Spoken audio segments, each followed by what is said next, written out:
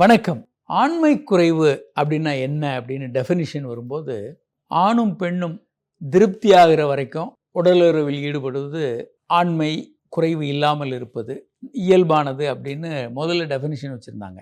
ஆனால் அது போதாது. ஏன்னா அது ஒரு சப்ஜெக்டிவ். அது ஒருத்தர் 2 நிமிஷம் செக்ஸ் பண்ணால் திருப்தியாக இருக்கும், ஒருத்தருக்கு 20 நிமிஷம் பண்ணாலும் திருப்தி இருக்காது. இப்படி நிறைய குழப்பங்கள் இருக்குது. அப்போது அப்ஜெக்டிவாக தொட்டு உணரக்கூடிய ஆராய்ச்சிகள்லாம் அப்ஜெக்டிவாக தான் இருக்கணும். அப்போது விஞ்ஞானிகள் ஒரு டிவைஸ் கொண்டு வந்தாங்க. Grade 1 to grade 4. கிரேடு 1 அப்படின்னா இது ஒரு டோஃபு அப்படின்னு சொல்லுவோம், அல்லது அழுகிய வாழைப்பழம் போல் பெருசாக இருக்கும். ஆனால் நீங்கள் இதில் உடலுறவில் ஈடுபட முடியாது, சாஃப்டாக இருக்கும். கிரேடு 2 என்பது ஒரு தோலை உரித்த வாழைப்பழம் போல் இருக்கும். இது கிரேடு 2. கிரேடு 3 என்பது தோலோடு கூடிய வாழைப்பழம் போல். இதில் உறவு கொள்ள முடியும். 3லையும் 4லையும் உறவு கொள்ள முடியும். கிரேடு 4ன்றது நல்ல ரிஜிடாக இருக்கும், நல்லா இருக்கும். இது வாழைக்காய் மாதிரி இருக்கும், அல்லது வெள்ளரிக்காய் இல்லை வாழைக்காய்னு வச்சுக்கோங்க. இது தோலோடு கூடிய வாழைப்பழம் கிரேடு 3. கிரேடு 2 என்பது உரித்த வாழைப்பழம். கிரேடு 1 என்பது அழுகிய வாழைப்பழம் இல்லை டோஃபு. சரி, நம்ம உடம்புல இதிலிருந்து கண்டுபிடிக்க முடியுமா? நீங்கள் நெத்தியை தொட்டீங்க அப்படின்னா கிரேடு 4, மூக்கு நுனியை தொட்டீங்கன்னா